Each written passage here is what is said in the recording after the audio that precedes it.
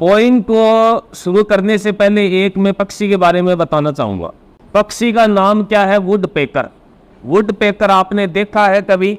Would picker पक्षी को हिंदी में बोलते हैं कठफोड़वा। कठफोड़वा जो होता है आगे से ब्राउन कलर का होता है, पीछे से पंख उसके black white black white black white ऐसे पंख होते हैं और सिर उसका रेड कलर का होता है।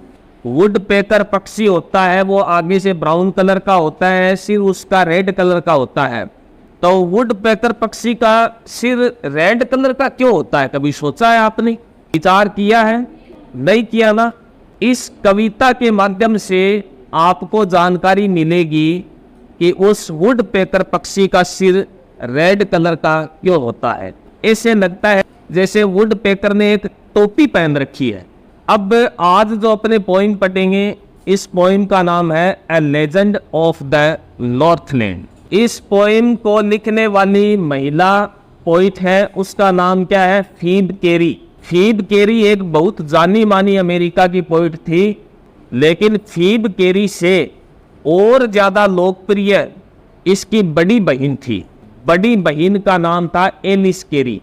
दो सिस्टर थी, फीब केरी और एलिस केरी। दोनों सिस्टर कहाँ की थी? अमेरिका की थी। फीब केरी का नाम कम लोकप्रिय है, एलिस केरी का नाम ज्यादा लोकप्रिय है। ज्यादा पहचान एलिस केरी को मिली, फीब केरी को इतनी पहचान नहीं मिली, लेकिन दोनों अच्छी लोकप्रिय है। फीब केरी के द्वारा लिखी गई पोइम पढ़ेंगे आज, ए लेजेंड ऑफ द नॉर्थलैंड।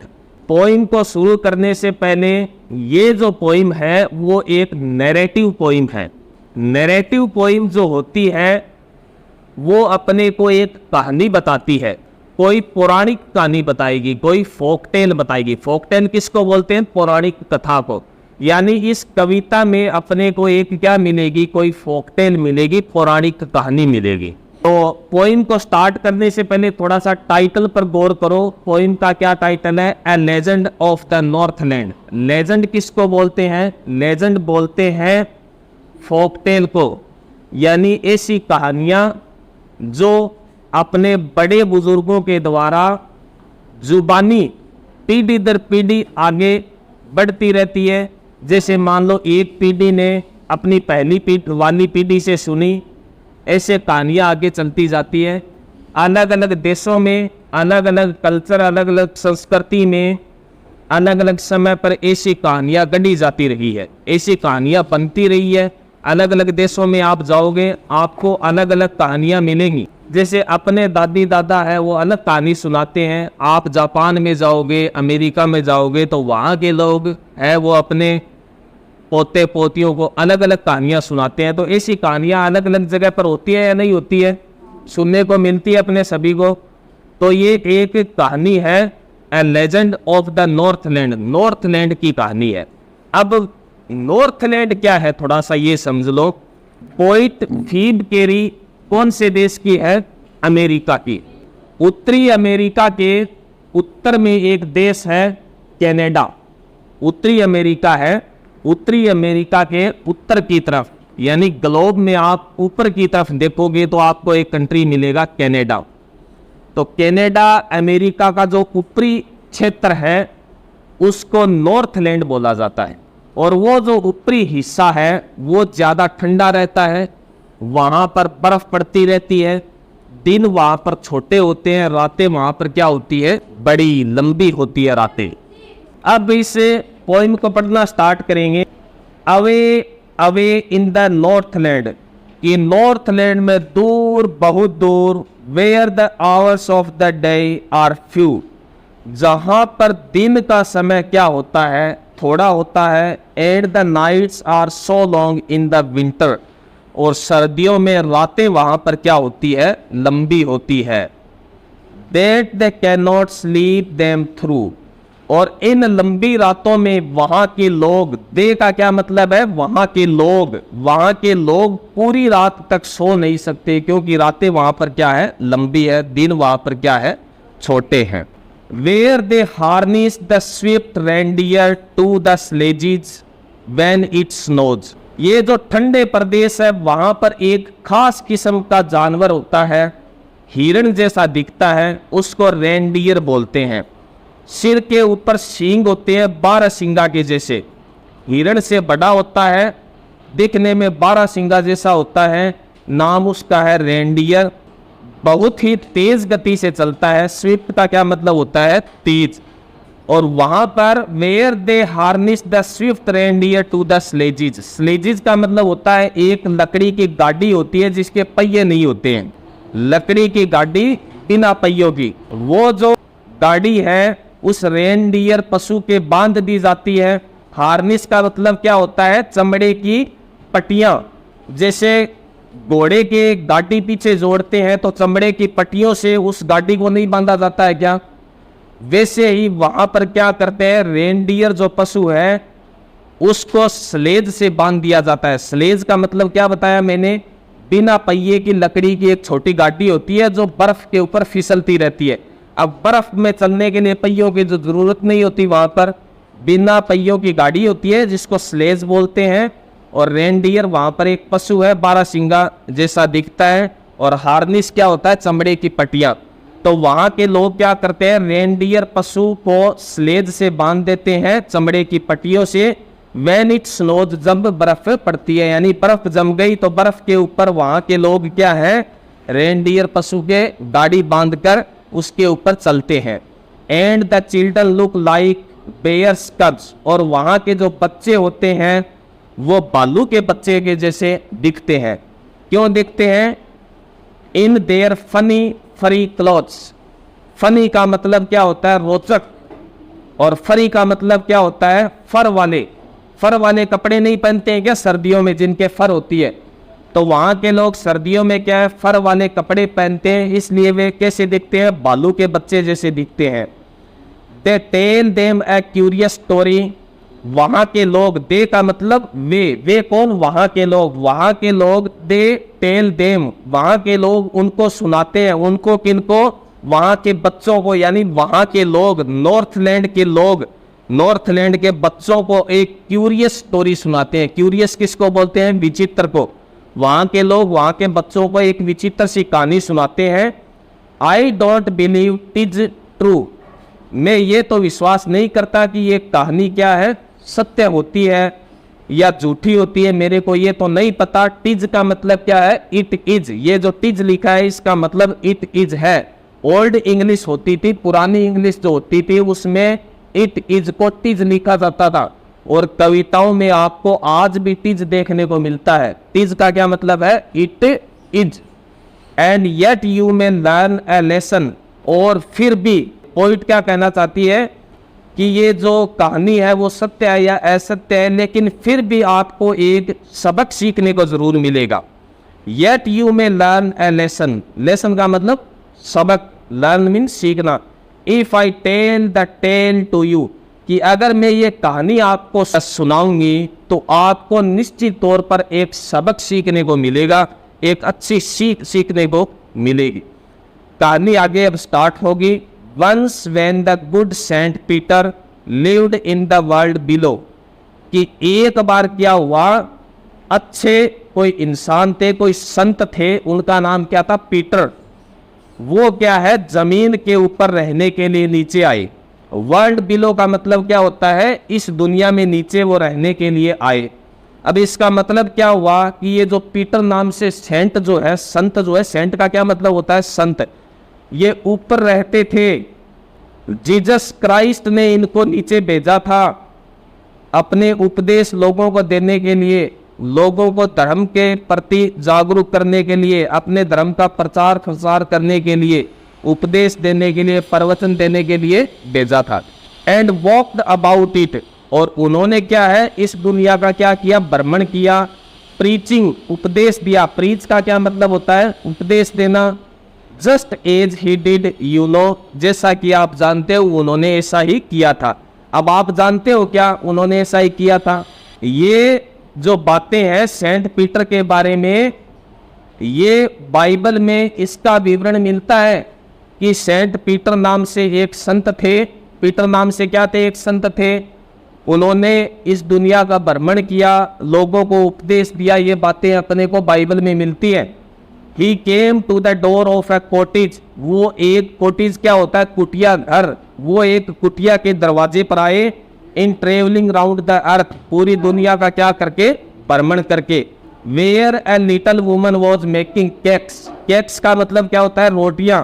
वहां पर एक छोटी सी महिला थी, वो क्या बना रही थी, रोटियां बना रही थी। And baking them on the hearth, hearth means होता है चूल्हा, वो उन रोटियों को चूल्हे के ऊपर सेक रही थी।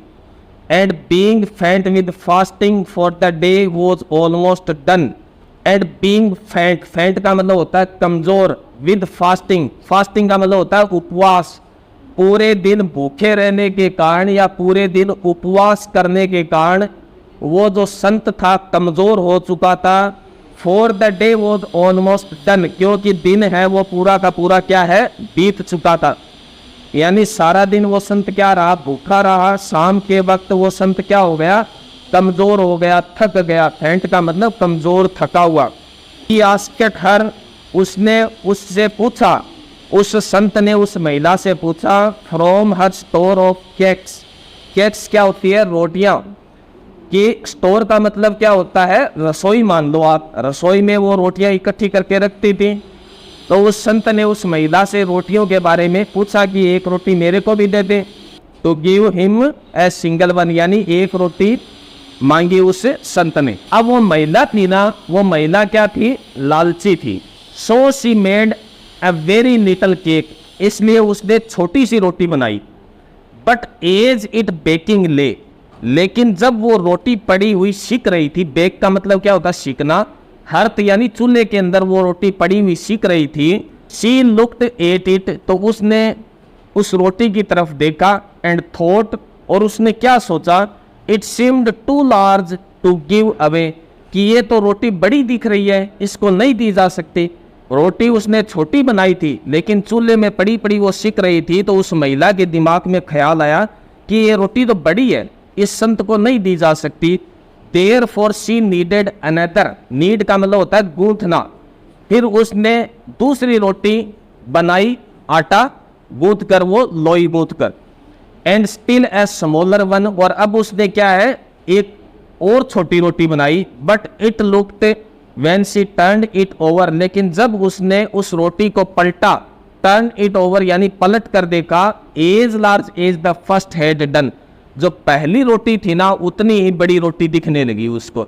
यानी लालची महिला को रोटी बड़ी दिख रही है, रोटी छोटी बना रही है, लेकिन दिख उसको बड़ी रही है, क्योंकि उसका मन नहीं कर रहा है रोटी देने के लिए। Then she took a tiny scrap of dough, dough का मतलब होता है आटे की लोई।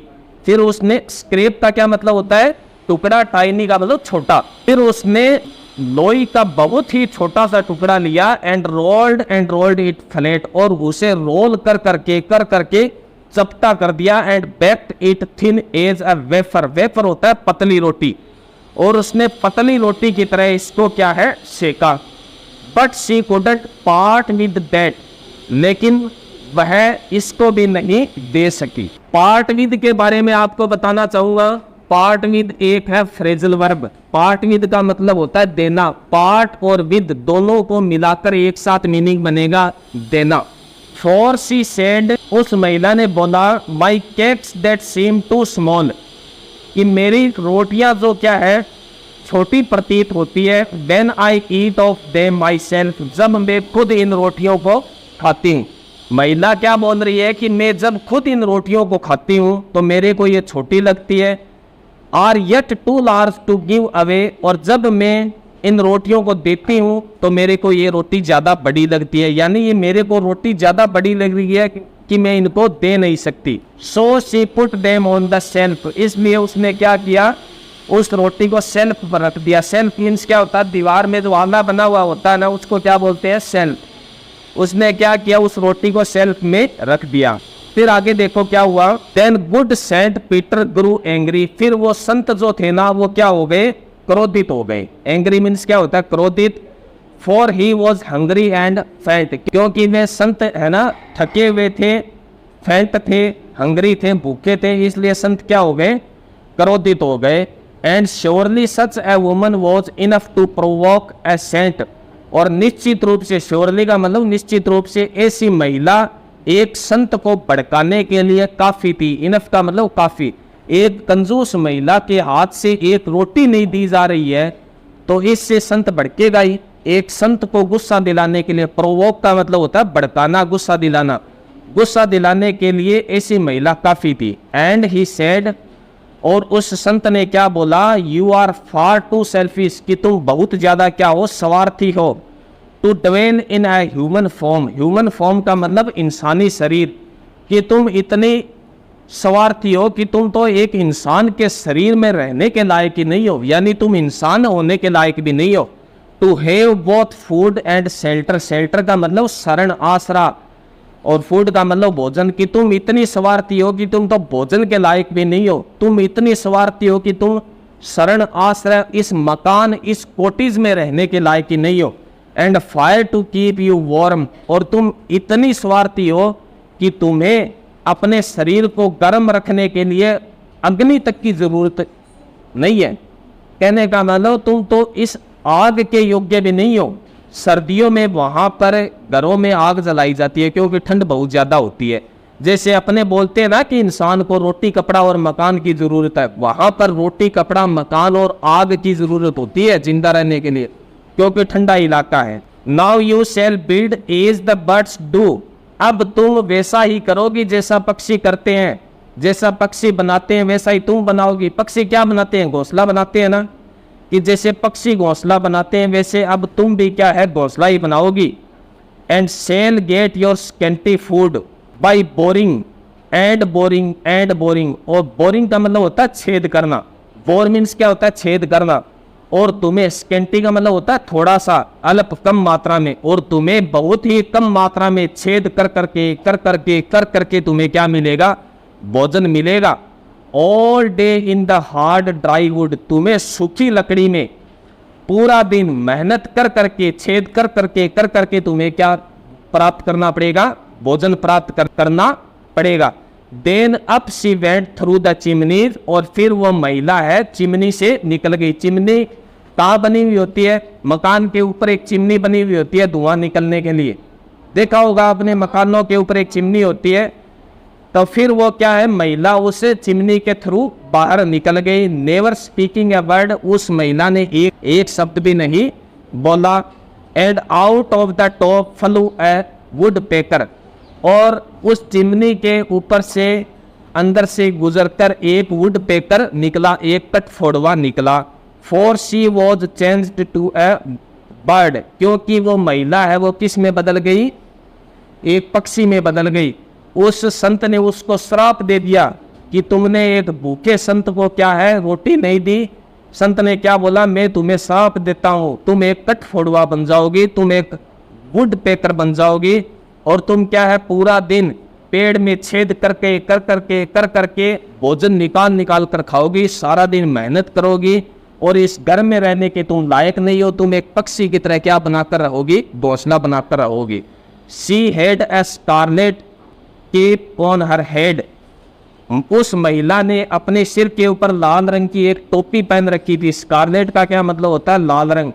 जब उस संत ने श्राप दिया था ना उस महिला को, उस समय उस महिला ने अपने सिर के ऊपर एक लाल रंग की टोपी पहन रखी थी। And that was left the same, और वो लाल रंग की टोपी है वो तो वैसी की वैसी रह गई, सेम का मतलब वैसी की वैसी। But all the rest of her clothes, लेकिन उसके बचे हुए सारे जो कपड़े थे वर बर्न्ड, वो क्या है, जल गए। Black as a coal in the flame, वो आग में जलकर कोयले के जैसे क्या हो गए, काले हो गए। लेकिन उसके सिर पर क्या बची, एक टोपी बची। And every country school boy, और प्रत्येक देहात का स्कूल का जो बच्चा होता है, has seen her in the wood, वो उसको आज भी जंगल में देखता है।